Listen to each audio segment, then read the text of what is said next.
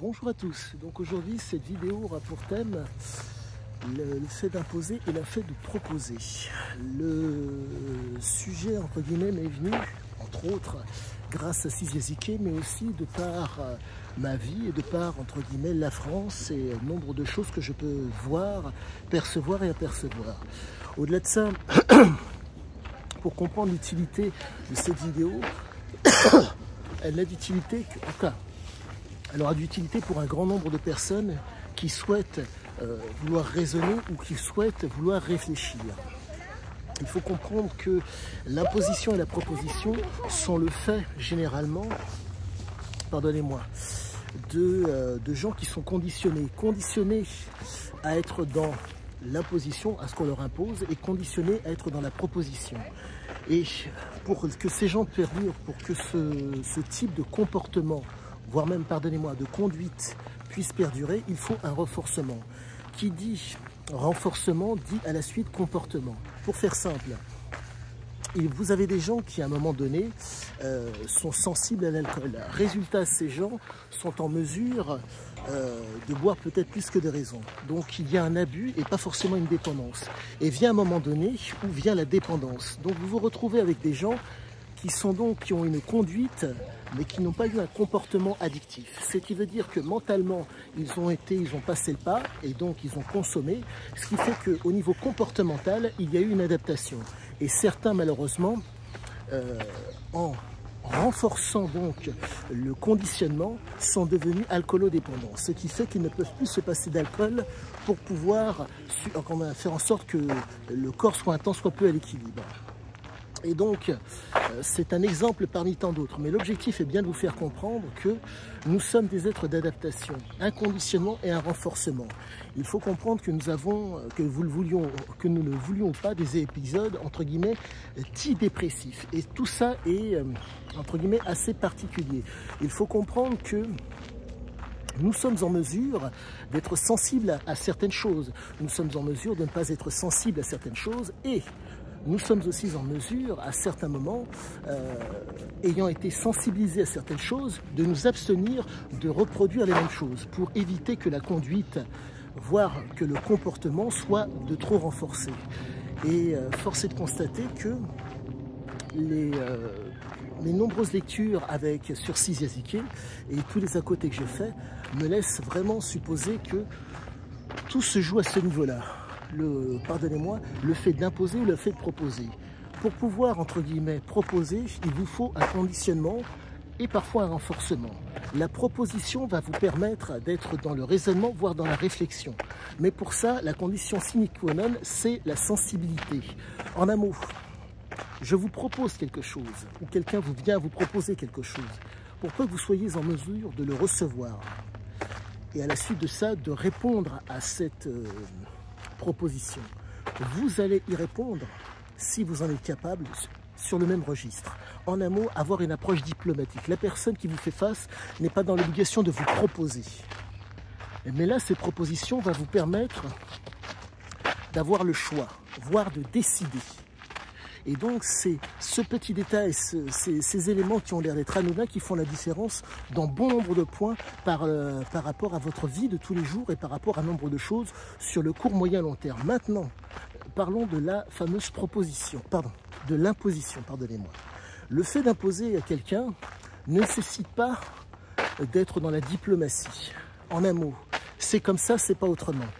La personne va vous imposer son univers, va vous imposer ses croyances. Et force est de constater que ça peut marcher pour un grand nombre de gens. Pour peu que vous ayez des présupposés et des préjugés, vous allez vouloir imposer votre imaginaire de façon dominatrice, généralement, et en voulant, entre guillemets, mettre la personne qui vous fait face dans une position de soumis. Donc, cette fameuse imposition est tout à fait normale dans un certain registre. Pourquoi ? Pour peu que vous soyez, entre guillemets, dans l'incapacité de raisonner, vous allez vouloir vous imposer, ou la personne va vouloir s'imposer. Pour quelle raison? Très simple, il faut, entre guillemets, s'inscrire, si possible, soit dans un futur ou dans un avenir. Étant dans l'incapacité de s'inscrire dans un avenir, la personne va imposer son point de vue pour un futur. En un mot, Manger, boire, avoir une libido, c'est commun à tous. Mais réussir à dépasser ce stade pour faire en sorte que vos enfants et vous-même ayez accès à la nourriture et si possible à un tant soit peu de plaisir, ça c'est autre chose. Et ça c'est la condition sine qua non pour faire en sorte que nous soyons, si je puis dire, un tant soit peu bien autour de nous, en un mot.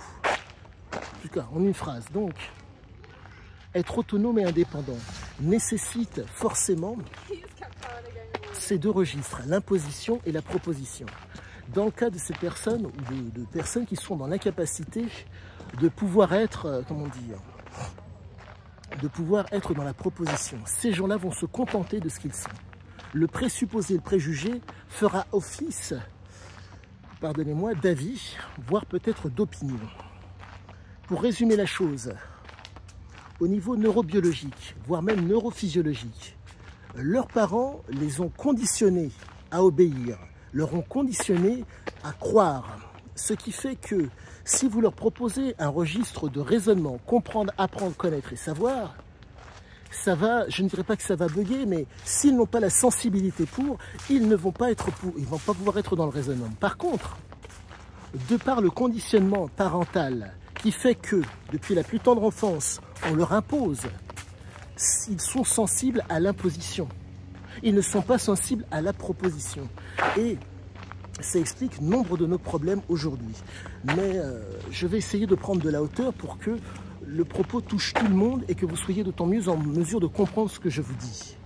Nous avons actuellement en France une caste politique qui fait le choix, pour moi aujourd'hui, qui est aussi entre avenir et futur.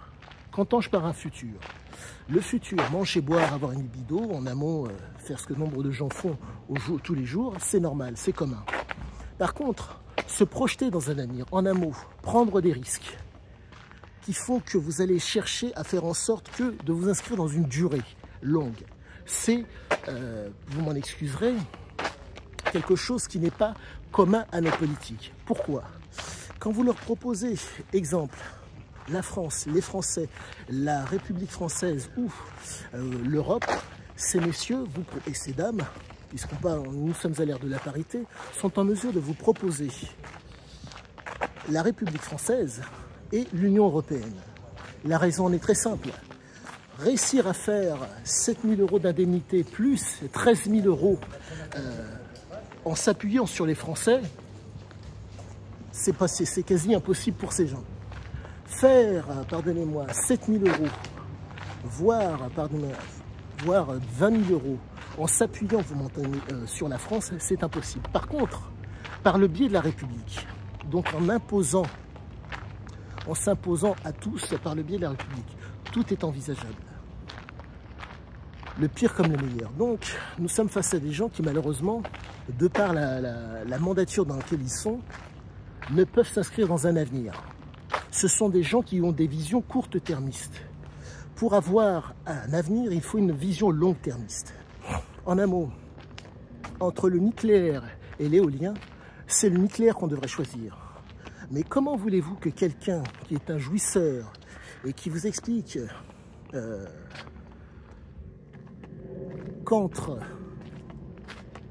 la situation du moment où il peut être privilégié et faire en sorte que nous soyons Français privilégiés, il vous explique, moi d'abord. Mon propos n'est peut-être pas bien compris, mais sachez que c'est un exemple parmi tant d'autres que je prends. Quand vous avez des politiciens professionnels, ce n'est pas un mépris, c'est juste un constat, qui vous explique, ça fait 50 ans que je fais de la politique, ça fait 50 ans que, entre guillemets, le français vivote, et ça ne me pose aucun problème. Cet homme-là est absolument normal. Autre exemple, cet exemple n'est pas assez criant à mes yeux. Je vais vous donner un exemple type par rapport à Jean-Luc Mélenchon, qui pour moi est symptomatique de cette horreur et cet enfer qui est causé. Il a pu effectuer à un moment donné un meeting avec un hologramme. En un mot, il était à un endroit en train de faire son meeting et avec un hologramme, il s'est retrouvé à un autre endroit. Et vous êtes donc face à un homme qui est en mesure de vous parler d'énergie verte et d'imbécilité de ce genre. Cet homme-là est vraiment une pourriture. Comprenez-moi. Il a pu être à 2 endroits pour faire son meeting. Mais l'ingénieur qui est en mesure de fabriquer la centrale nucléaire, l'ingénieur qui est en mesure, vous m'en excuserez, de fabriquer la centrale nucléaire qui peut faire pardonnez-moi, qui peut réutiliser les déchets nucléaires. Et à qui on dit, au lieu de faire ça, tu vas faire, entre guillemets, de l'éolien. C'est proprement dégueulasse. D'où ce que je vous disais. Entre la France, entre proposer et imposer, ils préfèrent imposer leur perspective. Ils ne sont ni méprisables ni détestables, ils sont absolument normaux. Ça s'appelle la nature humaine. Donc voilà, petite vidéo pour vous donner des éléments de compréhension par rapport à cette fameuse imposition et proposition qui nous sont faites. Sur ce, très bonne fin de journée et à bientôt.